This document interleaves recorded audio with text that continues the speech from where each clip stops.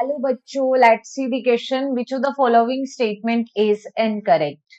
Option A, both DNA and RNA are able to mutate. Option B, Griffith's transforming principle also explain the stability of genetic material. Option C, DNA chemically is less reactively and structurally more stable. Option D, RNA is introduced from virus to bacteria. So firstly, see about the key concept for this question. And here we are going to discuss about the DNA and RNA. देखो DNA and RNA these both are nucleic acid, ठीक है, और इन दोनों में ही क्या हो सकता है,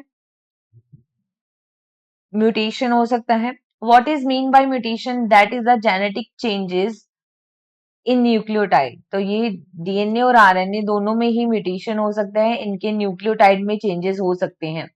हम देखते हैं कि जो डीएनए है उसमें कम म्यूटेशन होता है एज कंपेयर टू आरएनए, ठीक है, देन आरएनए. वाई? क्योंकि जो आरएनए होता है ये हाईली रिएक्टिव है. ये रिएक्टिव ज्यादा होता है क्योंकि इसकी 2' कार्बन पर ऑक्सीजन प्रेजेंट है और ये अनस्टेबल है, इसलिए आरएनए में म्यूटेशन के चांसेस ज्यादा होती हैं. अगर हम बात करें जो डीएनए है, डीएनए लेस रिएक्टिव होता है क्योंकि इसकी स्टेबिलिटी ज्यादा है. डीएनए इज लेस रिएक्टिव, और ये लेस रिएक्टिव क्यों है?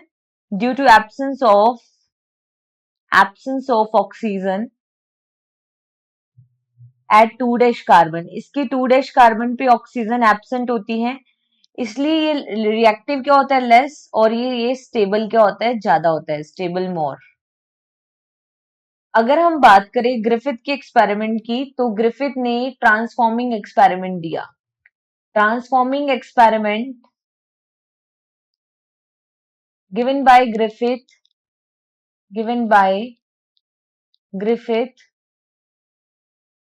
in 1928. और इन्होंने बताया कि जो जेनेटिक मटेरियल है वो ट्रांसफर होता है, और इस एक्सपेरिमेंट से हमें क्लियरली हम बता सकते हैं stability of genetic material. Stability of genetic material वो कैसे? तो देखिए, ग्रिफिथ ने एक्सपेरिमेंट किया स्ट्रेप्टोकोकस न्यूमोनी बैक्टीरिया पे, और उन्होंने 2 स्ट्रेन लिए. एक था आर स्ट्रेन. आर जो है it will form the rough colony, और ये कैसा था, नॉन वायरुलेंट था. It is non virulent. जो एस स्ट्रेन था that will form the smooth colony,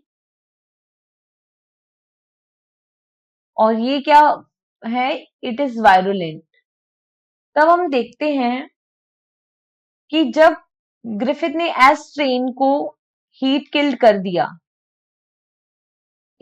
कर दिया और साथ में आर स्ट्रेन लिया और उसको इंजेक्ट कर दिया माइस में, injected into mice, then mice will die. ऐसा क्यों? क्योंकि आर स्ट्रेन तो क्या था, non virulent, but S strain क्या है, वायरुलेंट. तो इससे जेनेटिक मटेरियल निकल के आर स्ट्रेन में चला गया. हीट किल करने से एस स्ट्रेन क्या हुआ, इसका जो जेनेटिक मटेरियल था दैट विल नॉट डाई. तो मतलब यहाँ पे वो क्या है, हीट स्टेबिलिटी शो कर रहा है. Right now see the statements.